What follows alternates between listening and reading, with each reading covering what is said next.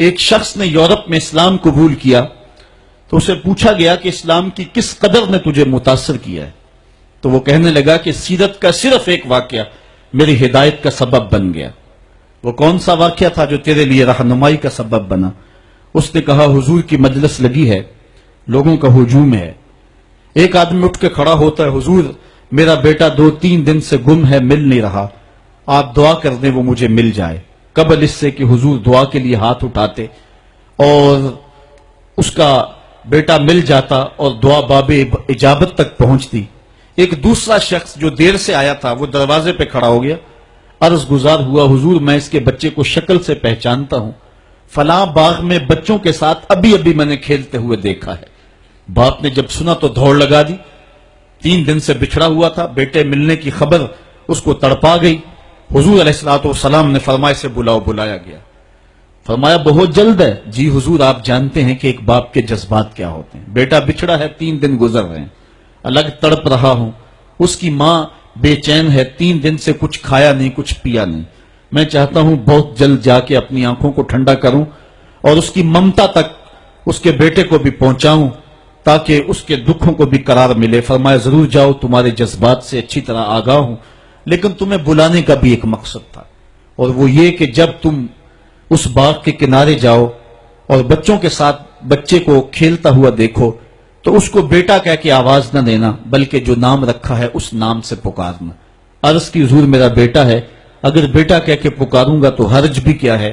فرمایا تم 3 دنوں سے بچھڑے ہو، تمہارے لہجے میں بلا کی مٹھاس ہوگی اور تم نہیں جانتے، ہو سکتا ہے کھیلنے والوں میں کوئی یتیم بچہ بھی کھیل رہا ہو، اور جب تم اپنے بیٹے کو بیٹا کہہ کے پکارو گے تو اس کا کلیجہ کٹ جائے گا، آج میرا باپ ہوتا تو مجھے بھی بیٹا کہہ کے پکارتا۔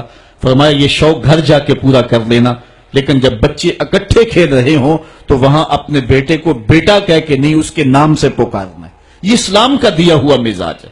بیوہ کے سامنے اپنی بیوی سے پیار نہ کرو، غریب کے سامنے اپنی دولت کی نمائش نہ کرو، بلکہ حضور نے یہاں تک فرمایا اپنے گوشت کی خوشبو سے غریب ہمسائے کو تکلیف نہ دو، یا تو تھوڑا سا پانی زیادہ ڈال لو اور شوربے کی ایک پیالی غریب ہمسایوں کے گھر بھی بیچ دو، اور اگر ایسا نہیں کر سکتے تو ایسے زاویے میں ایسے وقت میں کھانا پکاؤ جب غریب کے بچے سو چکے ہوں، چونکہ اگر غریب کے بچوں نے ضد کر لی اور غریب استطاعت نہ رکھتا ہوا ان کی ضد پوری کرنے کی تو بتاؤ ان بلکتے ہوئے بچوں کو چپ کون کروائے گا؟ ان کے بہتے ہوئے آنسوں کو کون پوچھے گا؟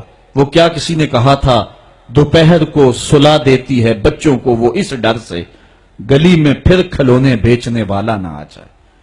ہمیں اسلام نے یہ تعلیم دی ہے، دکھیوں کی نزاکت قلبیہ کا اتنا خیال، اتنا لحاظ، یہ ایک پیغمبر کی زندگی ہوتی۔ قرآن نے ہمیں بڑی واضح اس بات کی طرف بلایا ہے، یہ بات ذہن میں رکھیں، اس غلط فہمی سے ہم نکلیں۔ مسئلہ غریب کی مدد کا نہیں ہے، مسئلہ غریب کی عزت نفس کا ہے، یتیم کی دل جوئی کا مسئلہ ہے۔ قرآن مجید میں اٹھائیں، اللہ تعالیٰ ارشاد فرماتا ہے یہ وہ بد نصیب لوگ ہیں کہ جو یتیموں کو دھکے دیتے ہیں، اور دوسرے مقام پہ ارشاد فرمایا کہ کلا بل لا تکرمون الیتیم، یہ یتیم کی تکریم نہیں کرتے۔ یتیم کو کھانا دینا اور بات ہے، اس کی تکریم اور اس کی عزت کے ساتھ اس کو کھانا دینا یہ اور بات ہے۔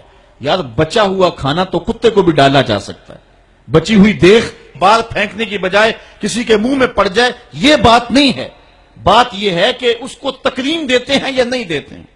یہ جو عید کے موقع پہ غریبوں کو لائن میں کھڑا کر کے عید پیکج دے رہے ہوتے ہیں اور 10 اخبارات کے اندر تصویریں چھپتی ہیں اور بندہ اپنی اس نفسانی تسکین کو روحانی تسکین سمجھ رہا ہوتا ہے کہ وہ سمجھتا ہے کہ میں بہت نیکی کا کام کر رہا ہوں، بہت بڑا سماجی کارکن ہوں۔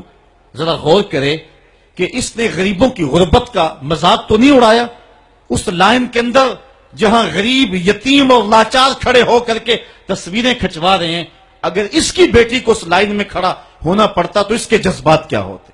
اس کی بیوہ بیوی ہو جائے اور اس کو اس لائن میں کھڑا ہونا پڑے تو اس کے جذبات کا عالم کیا ہے؟ تو غریب کی مدد کا مسئلہ نہیں، اس کی تعظیم کا مسئلہ ہے۔ اور حضور کا ایک فرمان سنیے، فرمایا اس دھرتی پہ بہترین گھر وہ ہے جس میں یتیم کی عزت کی جاتی ہو، یتیم کی صرف کفالت نہیں بلکہ اس کی تکریم یہ اسلام کا معاملہ ہے.